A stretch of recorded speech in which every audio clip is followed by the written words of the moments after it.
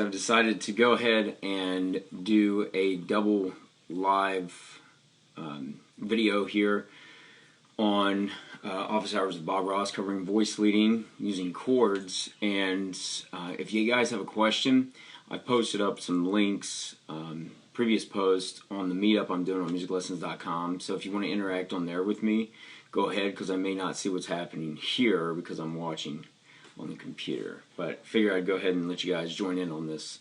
So I'm going to start up on here. Once again, if you got questions, join me on the site. Otherwise, leave some questions and I'll answer them in a little bit.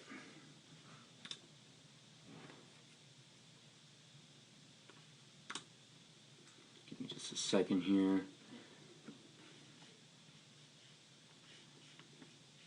Getting the app to open.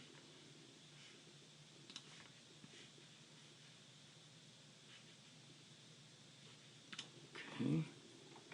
Give me just a second, guys. Loading the app on musiclessons.com. That way the video will go live. How's everybody doing?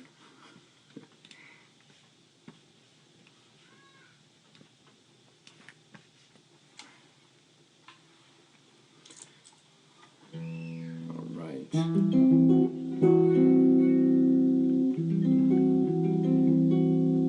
What's going on, Edwin? Alright, I'm going to go ahead and start on musiclessons.com here, so you'll see me looking more towards here than here. Alright, I'm going to go ahead and get started.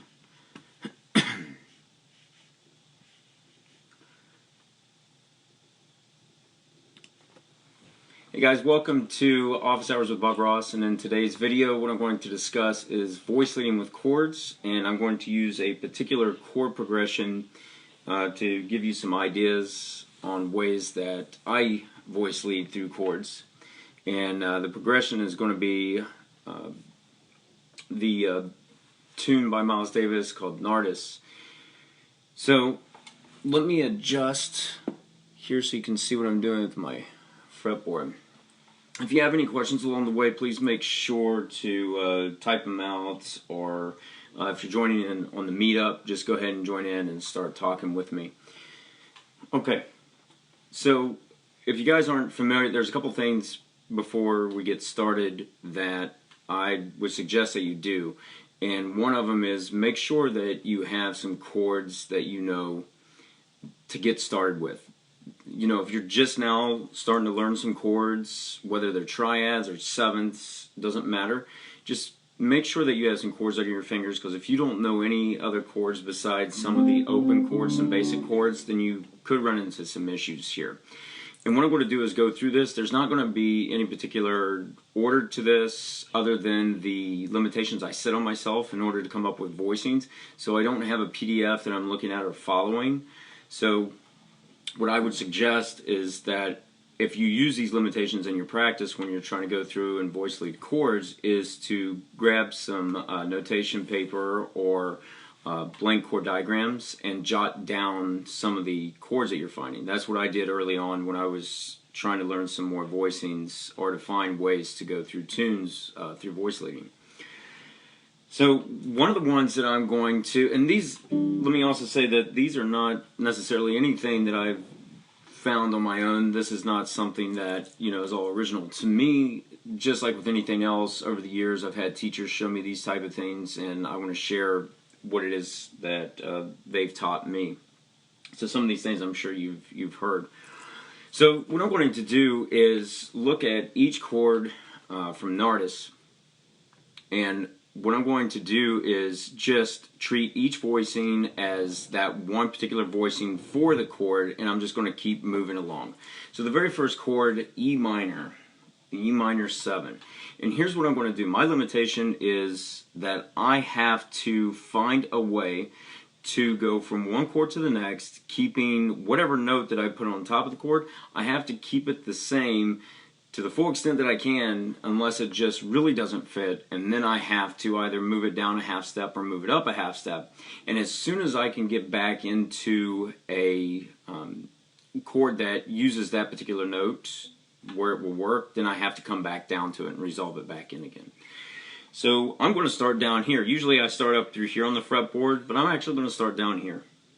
So my first chord, E minor 7. Okay, so I have an E, a G, and a D. So what I'm going to do is keep this D on top, and I'm going to play an F major. You can look at it as a 13. I'm going to make an F down here, and I'm going to put an A. So I have an F, E, A, and D. The next chord I'm going to play is a B7, but it's going to have the sharp 9. The next chord I'm going to play is a C 6-9. For the A minor, I'm going to keep that D up on top. I could also, instead of putting an A here, I could put a G. The only thing I have to be careful with, I mean, that's the same voicing that I use for the E minor 7, and that kind of has a similar vibe to it, although I'm using the A. It sounds like I'm using the A in the bass for that. So, I mean, it's up to you. You could do that. I could also explore a little bit more and maybe move up a bit. I could play an E, a B, and a D, and have that A in the bottom. Or I could put a C, or I could put an F sharp.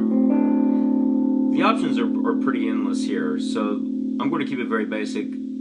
So let's go back to the A minor again, and let's do this. Let's make it the 9, and this being like the 11, the D. Then I have an F major again. This time what I'm going to do is play almost the same voicing as before, except I'm going to have a G instead of an A. And I'm going to go to an E major, and I got right there, and then back to an E minor. And this time for my E minor, let's change it up a little bit. Let's make it so I'm playing, could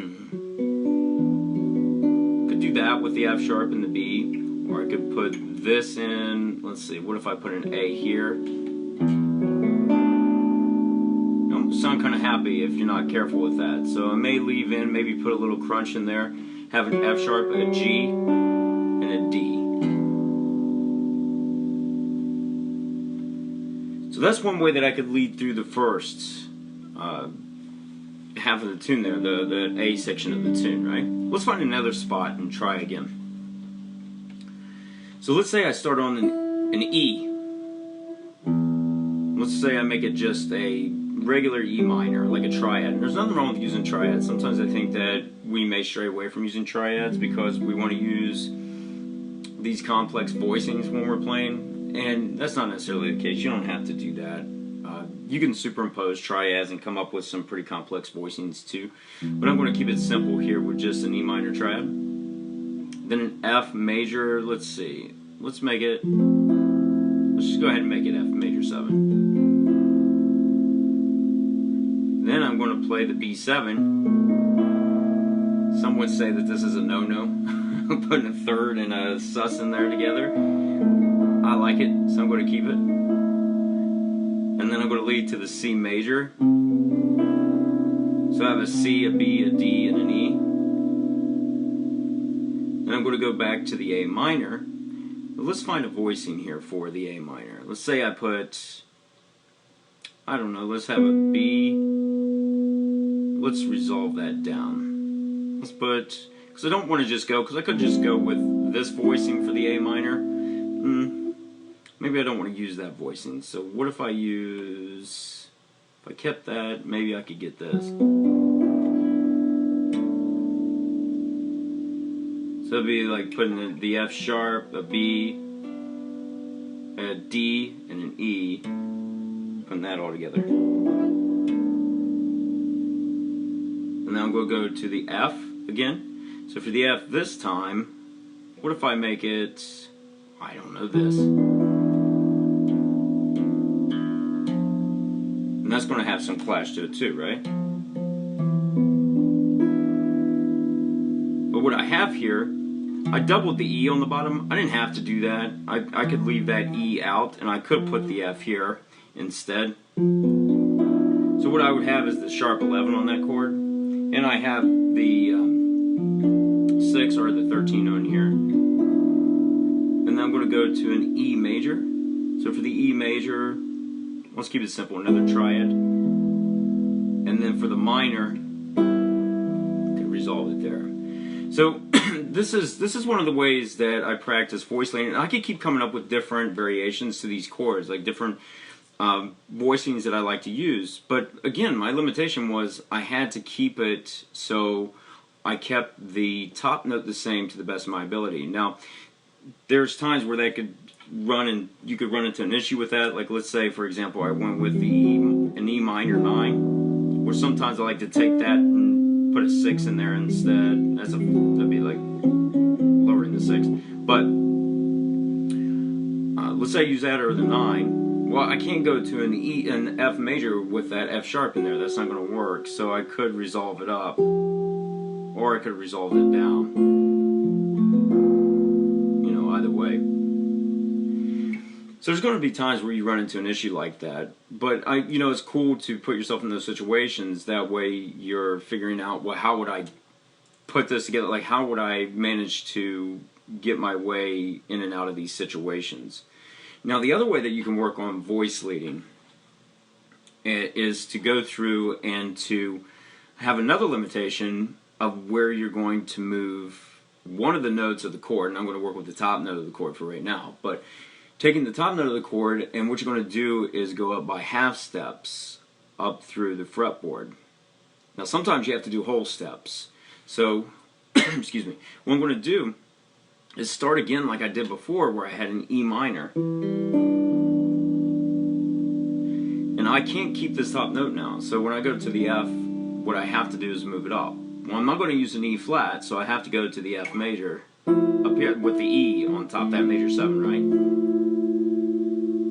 The B 7, I could use a sharp 11. Now, let me say this too. Some of these voicings I may not use in the actual setting. It's cool to come up with some of these and to hear what's happening and to know how to get yourself in and out through the different chords without having this limitation of only going to stock voicings that you use all the time. But in this case, in being honest about this, I most likely would not use a sharp 11 on top of that. To me, that's just not catching my ear very well. But in the purpose of the voice leading exercise, I am going to use it. When I go to the C major, I have a sharp 11 I can use. Or even this. The A minor, the F major, and then to the E minor, which I could use like a simple voicing like that for it. Could also use that.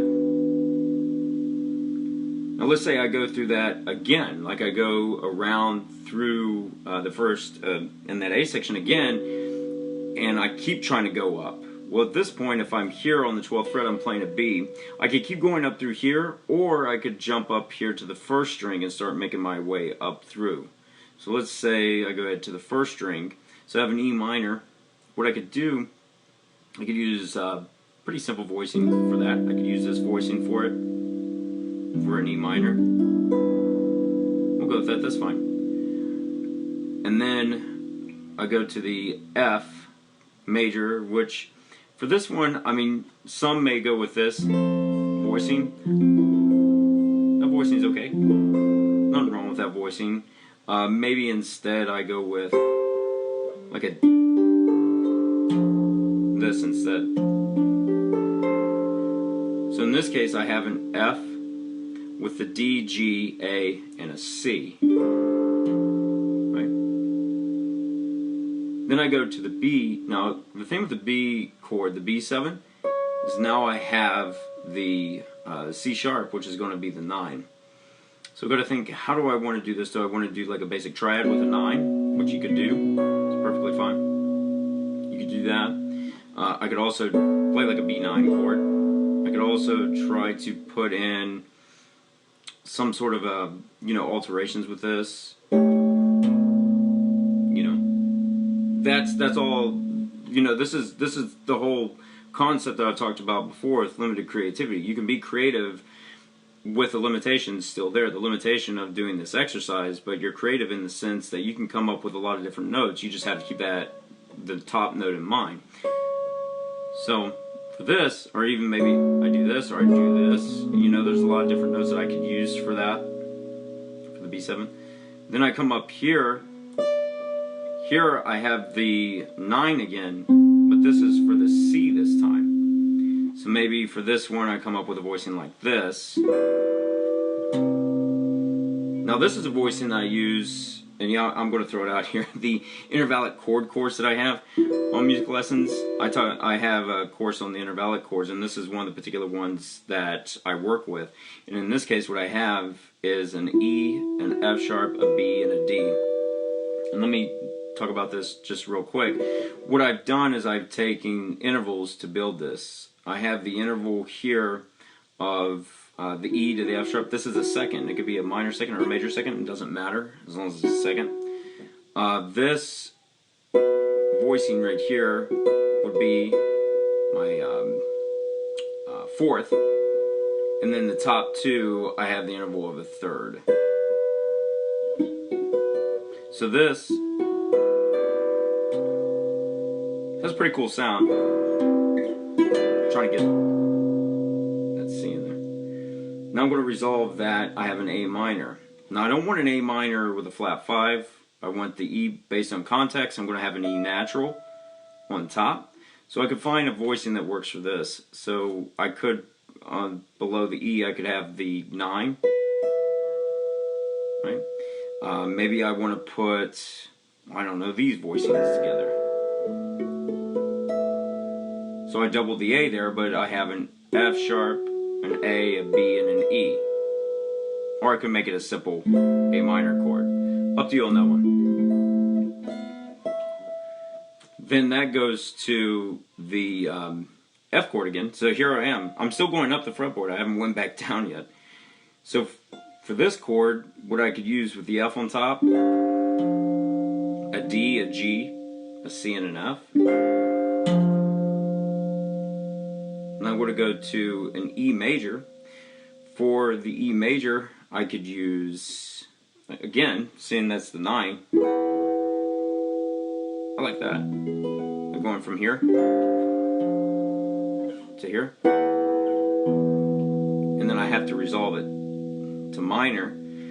So to resolve it to the minor, I could just use this. I couldn't move it up, so I'm basically using force again. Because this is a chord based on force, right? That one for the F. Going up with the 9.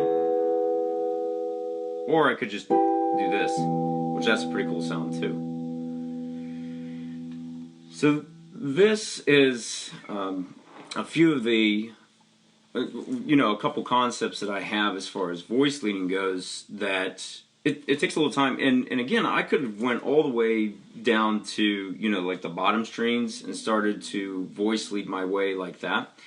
Having the top note be on the 4th or the 3rd and just keep going. And you could just take a section of the tune, like the A section, and just keep going through, or you could try the whole tune. Again, what I would recommend is to go through and to write down the, take a chord chart diagram, blank chord diagram, or even notation if you want to write the notation instead, write your notes out. And go through and map out what you're doing so you don't forget, because you might come up with some pretty cool chords that you could use, and by the time you finish the exercise, you don't remember what they are. And in this way, you're also creating your own exercises, for yourself. And what you'll find is that the results of this may not be immediate. You might not go out to the gig that night and it happens like that, but the thing is, the more that you go through and you do this, the more that you're working on this, you start to find yourself voice leading throughout without even being that aware that you're doing it. And just to talk about the chord thing again, this falls more under the comping category than voice leading. But when I play along with someone, in most cases the setup that I have, other than trio, the duo, solo, trio, and then a quartet, a lot of times it's with a sax player. So what I do is, when I'm playing through a tune, I don't just like to play like block chords all the time. Like just hit these voicings. You know, like if we're playing a tune, you know, I'm not necessarily just going to go and play those block voicings all the time. What I'm going to do instead is I'll go through a tune, you know, and start playing like individual voicings out of there, right? So I'm like targeting certain parts of the chord as I'm playing.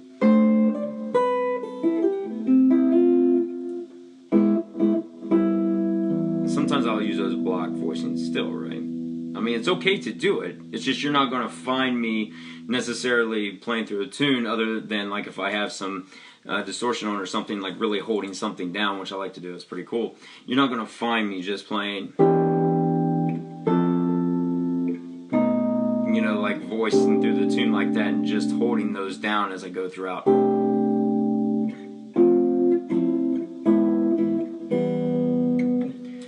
And again, it's okay if you do, but just know that like when I'm playing, that the thing that I like to think about is how can I move some voicings around? How could I take, like in the example, like this C chord right here, this C major that I use. What if I played this voicing and I play a couple of the notes within,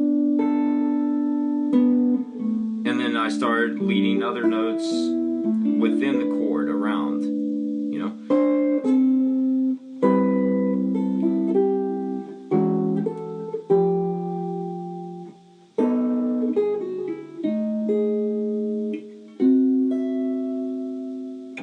So that's something to keep in mind too. I think it can keep some interest in your lines when you're playing. And again, that comes from either using, you know, more fingerstyle or hybrid picking, because a lot of times I use hybrid picking when I'm playing. Even when it comes to single notes, I've incorporated that more and more if I want to do more intervallic lines. But I won't digress too much further into that because that's a whole other topic right there that we can discuss at a later time. I'm not going to go into all that right now. But anyways, I hope that you can use this in your playing, and you know, you start to work on voice leading through tunes. If you have questions about it, please make sure to either send me a message or you know, leave a comment. Just let me know what's up, what questions that you have, and I'd be happy to help. Also, again, I've said it before, I'll keep saying it, check out the lessons and courses I have on musiclessons.com. Some of these things I cover in some of those, especially the intervallic chords, which you may have seen those things posted up before. Those are some pretty cool things to work through. Some of them may hurt your hands at first, you gotta get used to it, but there's some cool things to work through. So anyways, thanks for watching, and oh yeah, heads up, next week we will not be doing the office hours at the normal time. I have to set a time for next week because I have a gig that overlaps with this, so stay tuned for an update on when that's going to happen. Alright, thanks for watching. Alright guys, so I just finished up with the meeting here on musiclessons.com. So, you know, again, I like to keep these going. If you guys are finding these helpful, which I'd like, you know, hopefully you guys can join me here on the site. And I know that you know, you have to go through, there's an external application that you launch. It's a Zoom application. But if you want to join me on there, I mean, it would be great. That way I can actually see you. I mean, I know that you guys are typing some things here. I hate all you guys for watching. You know, thanks for being part of this. If you actually want to interact face to face, you can come right here on the platform. And again, it's free. It's not like you have to pay for anything. You just come on here, and I can interact with you guys and see you. And if you want to play something, you want to show me what's going on, then I can actually see what's happening, and I can address those questions kind of one-on-one, but in a group setting, and we can chat back and forth. So if you guys are finding this kind of thing useful, please leave some comments below. Let me know that you're finding them useful. That way I can keep this going. If not, if you guys aren't really liking this too much, then I can figure out something else that we can do in order to chat back and forth and exchange some ideas here. So, but anyways, I'm going to hop off here. Thanks guys for watching, and I hope you can join me. Once again, I'll post some updates when next week's rescheduled office hours will be. But anyways, thanks for watching, guys, and I hope you have a great rest of your day.